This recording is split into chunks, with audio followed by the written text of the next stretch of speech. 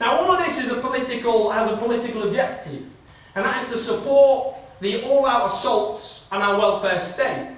Now, I'll give you a few examples of those policies, and one, I think, if there's anything you remember in the next 2 years of this government, it is this.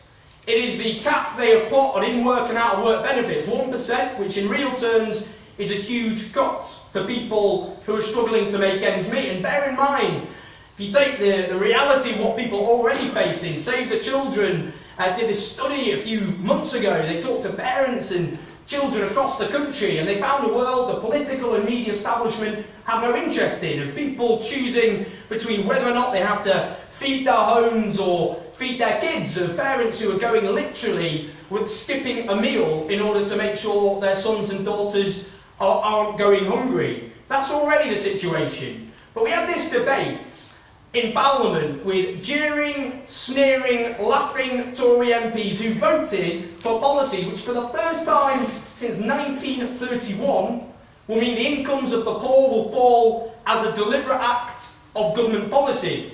Now, the whole point of this debate, this bill they passed, the uprating bill, was part of this poisonous language which we've been fed on a daily basis under this government. Strivers versus skivers, the feckless and the work-shy hiding behind curtains in Cameron's Britain.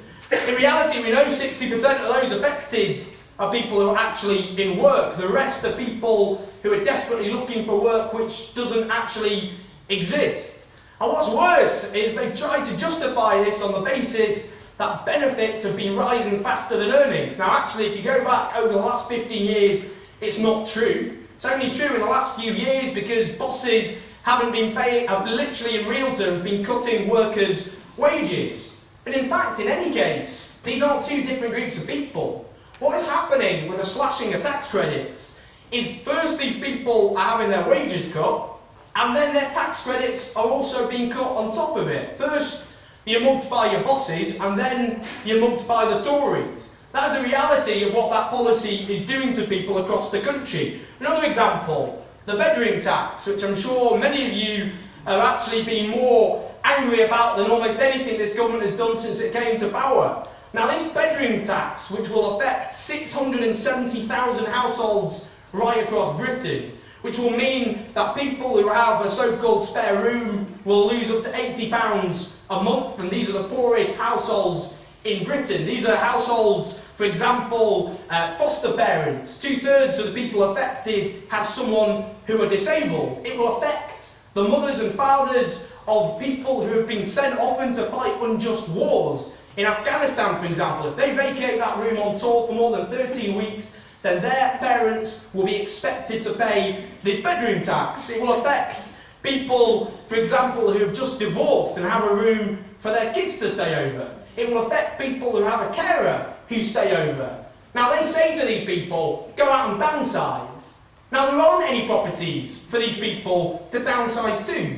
There aren't. There's a huge shortage of one-bedroom properties right across this country. There's nowhere to put people. And the reality is, what they're trying to do with this policy again is to get people to blame their neighbours. There's massive overcrowding in this country. We don't have social housing, council housing, because government didn't build it. And instead people are expected to go, I'm overcrowded, I'll blame my neighbour who's got a so-called spare room instead. But this is a policy which will drive people into misery and poverty and will drive up homelessness as people will no longer be able to afford their rents. At the same time, because of the slashing of council tax benefit, low-paid workers and unemployed people will be expected to pay council tax for the first time. Now, I want to give you an example of some of the people who got in touch with me about this. Someone, Wayne Blackburn in Lancashire, he said, financially this will cripple me and my wife. Zoe Edwards, who lives in Wandsworth, she's on a 0-hour contract, kids just left home. She will have to pay this tax. Someone whose best friend is now dying of cancer, he is expected to pay this tax. A foster parent who's looking after a child will have to pay this tax. A man who moved in with his dying mother, now she has died, he has a spare room, he will pay this tax. Now I just want to end on this. We often, I think, in terms of this whole debate on welfare, we often are accused of not having a response. So I'm going to give quickly a coherent alternative to what they are doing. They say welfare spending's too high. Well, actually, it might sound a bit odd coming from me. They've got a point. Not because of a bunch of lazy scroungers. Because of three things. A housing crisis, a low wages crisis, and a jobs crisis. Now, £23 billion of taxpayers' money is being wasted on housing benefit each year. People are right to be angry about that. That's not going in the pockets of the tenants. It's lining the pockets of wealthy landlords charging extortionate rents.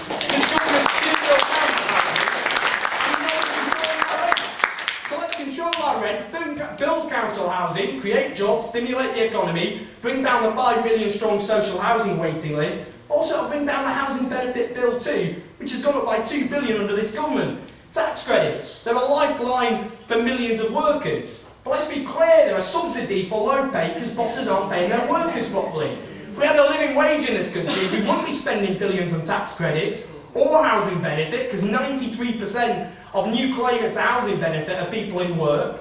We'd bring down the welfare bill too, and the same with the jobs crisis. Keane said in the 30s, if you look after the jobs crisis, the deficit will sort itself out. That is a response, an alternative to bring down welfare spending. And I want to end with this. I often go around the country and I speak to people, often getting a kicking under this government. And what upsets me more than anything else isn't the struggle and the anguish that are being imposed upon them. It's often a sense of resignation. It's a sense of there being no hope.